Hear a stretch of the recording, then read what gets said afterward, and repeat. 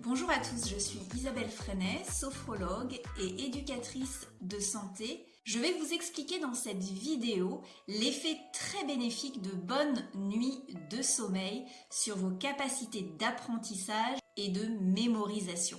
Alors, comme vous le savez sans doute, le sommeil permet à notre organisme de récupérer physiquement et psychiquement et de sécréter également l'hormone de croissance. En revanche, ce que l'on sait moins, c'est qu'il joue aussi un rôle crucial dans les mécanismes d'apprentissage et de mémorisation.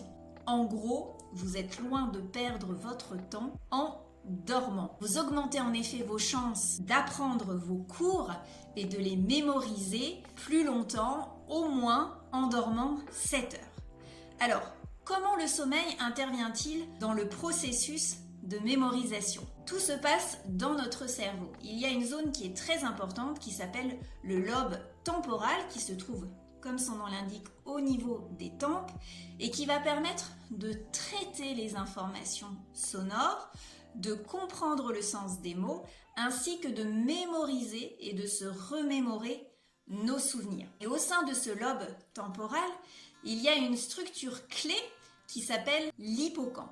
Et alors là, c'est une zone vraiment très importante parce qu'elle va s'activer pendant le sommeil et c'est là que vont être consolidées toutes les informations.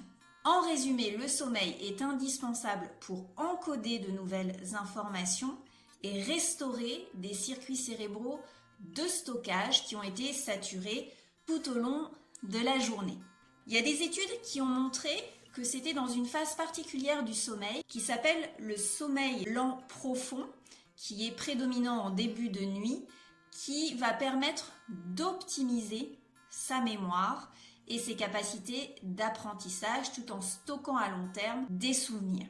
Alors, évidemment, ce qui peut être très intéressant pour vous, c'est de relire vos fiches et vos cours juste avant de dormir pour permettre au sommeil lent profond de les imprimer en mémoire.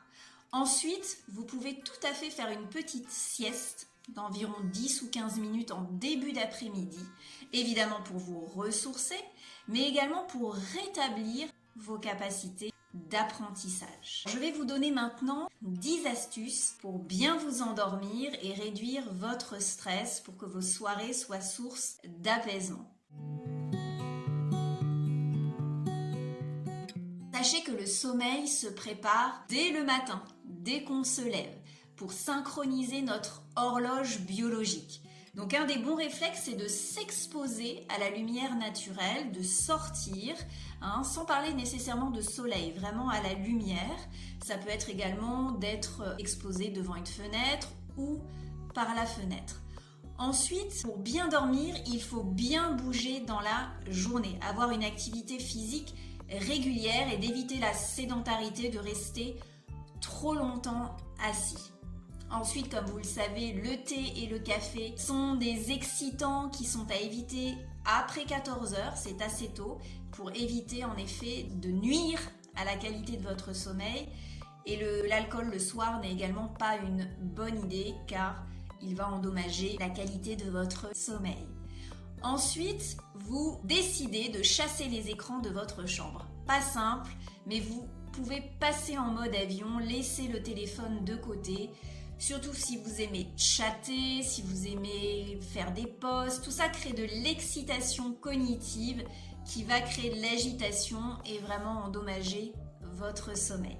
Enfin, vous pouvez par exemple lire, vous pouvez écouter de la musique sans smartphone si possible, dessiner, trouver une activité qui vous plaît et qui permet de créer un sas de décompression.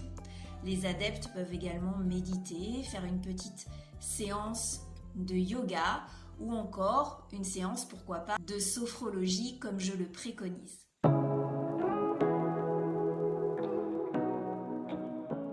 Vous pouvez tout à fait fermer les yeux et vous projeter dans un lieu imaginaire ou connu qui vous fait du bien, que vous adorez. C'est une habitude à prendre de proposer à son esprit de faire un petit voyage et de placer sur son écran mental devant soi, comme une carte postale, un endroit vraiment agréable. et de pouvoir visualiser toutes les couleurs, la lumière, le contexte, tout cela. Et ensuite, de brancher vos 5 sens, d'essayer de voir et d'écouter s'il y a des sons, des bruits en particulier qui parviennent à vos oreilles. Est-ce qu'il y a des odeurs également dans ce lieu? Vraiment vivez intégralement tout ce contexte très positif.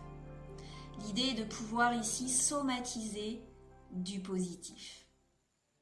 Voilà, vous pouvez réessayer cet exercice autant de fois que vous le souhaitez avant de dormir. Le sommeil n'est jamais synonyme de perte de temps.